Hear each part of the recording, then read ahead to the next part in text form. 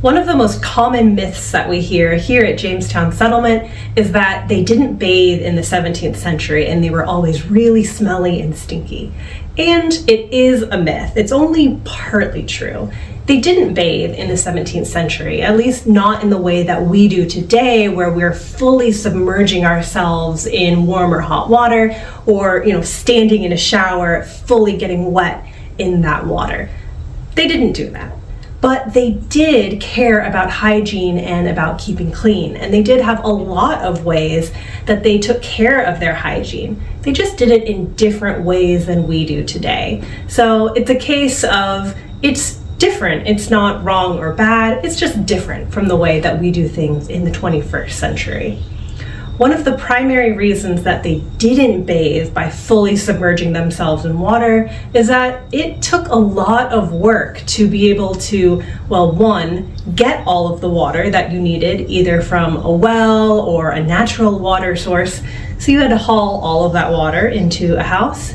And then if you wanted it to be warm, especially in winter, you had to heat all of that water. So that was going to take a lot of time for it to heat up and a lot of resources in the form of wood for a fire to heat up that water. So there were a lot of resources and time that it just wasn't practical for the average person to be doing that. Sure, maybe if you were a fine elite person in your fine house, you might have been able to do that more often, but the average person, it just wasn't attainable.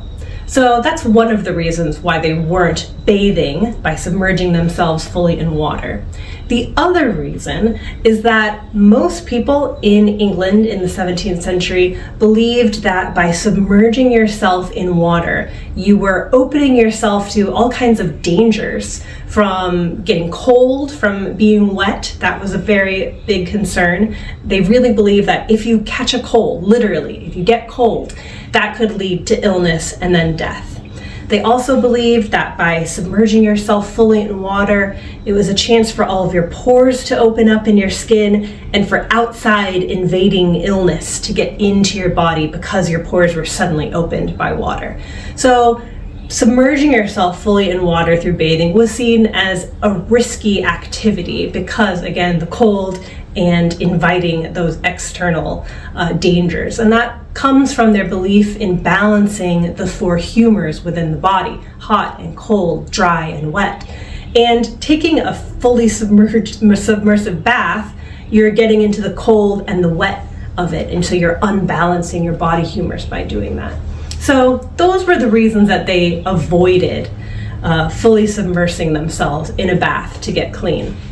But they're going to be doing different things to get clean. And they are still going to be kind of doing a sponge bath every day by filling a basin of water like this and washing things like their hands or their face, their feet, and their privates. So they're very concerned about, washing those areas and keeping them clean, but it doesn't require fully submerging themselves. They can just take a linen rag, some soap maybe, and do sponge cleaning the way that we might do for somebody who's in a hospital. They can also rub themselves with linen. We see references to that. Just by taking a dry piece of linen and rubbing it on the skin, you're going to be taking off some of the dirt and grime of the body that way as well. We also hear them rubbing their teeth to do the same thing, to clean their teeth. But the primary way that people keep clean in the 17th century is actually through what they wear. They're going to be wearing linen undergarments, and that's for male and female people. They're wearing different types of linen undergarments. For men, that's a shirt, and for women, it's called a smock.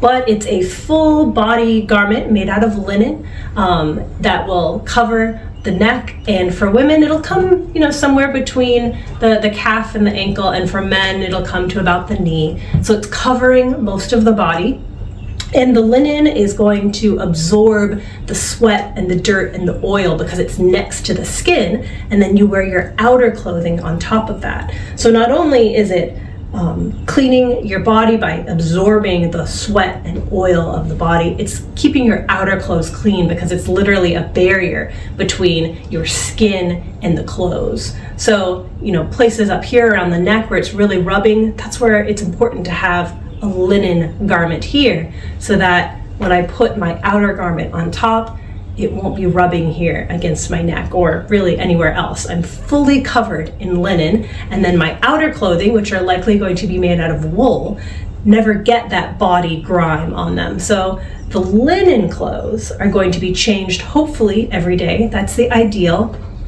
Changed every day so that you are putting on new clean linen, removing the previous day's dirt and oil of the body by removing the linen garment, putting that clean one on, and that is how you keep clean. And it's also how you help keep your outer, usually woolen garments clean, because those are never going to touch the skin, which is where the dirt and the grime is being generated. So we wash and launder the linen clothes, but we don't have to do that same type of cleaning process to the outer woolen garments, just the linen ones. And linen in particular is very well suited to being laundered. It is a plant fiber, and it resists rotting in particular from water, so it can be washed and scrubbed and boiled and soaped without any damage happening to the fabric, unlike if you did that to wool, which could end up in a very shrunken, misshapen garment if that accidentally happened. So washing our linen undergarments to help us keep clean as well. On my head, you'll notice I'm wearing linen as well, again, to help keep my hair clean. This is going to help absorb the oils of my hair. But I can also comb my hair every day. And even though, again, I'm not going to wash my hair because that would get my head cold, which could lead to sickness and death, I'm going to comb it every day, many, many times, and that's going to help distribute the oils from the scalp all the way down the hair. So I'm not going to get a buildup of oil and grime at my scalp because it's constantly being redistributed. And that combing is a very important part of women's hygiene for taking care of their hair. I could also put some additional oils in it to help sweeten it or to make it a little fresher, but the combing action is what's really important.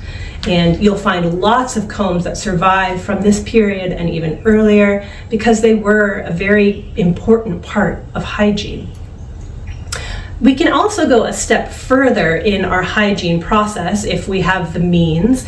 There are lots of receipts or recipes in various books from the period, and they think of hygiene as a way that we would kind of think of cosmetics as well. So it's not just how you're taking care of your body, it affects how you look. So oftentimes we will see things that we think of as cosmetics included in hygiene. There's this sort of interplay there. And one of the sources that we can get for these receipts is a book by Gervase Markham called The English Housewife, and it was published in 1615. He included all kinds of receipts and good advice for what he believed would create the perfect English housewife. And this was anything from food preservation to fabric dyeing, but he also included various hygiene receipts. One of those is a receipt to take pimples away. So even in the 17th century, they're concerned about acne, and this involved melting virgin wax and spermaceti, which comes from Wales, and melting that together, soaking a piece of linen in it, and then using that as sort of a patch on the pimple. So we have pimple patches today. They're using them as well, just using different materials.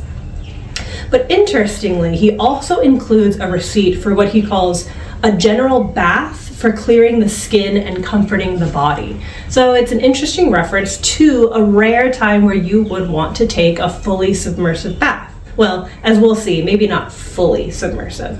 So he says to take rosemary, feverfew, orgain, pellitory of the wall, fennel, mallows, violet leaves, and nettles, and boil all of these together. And then you're going to mix it with 2 or 3 gallons of milk.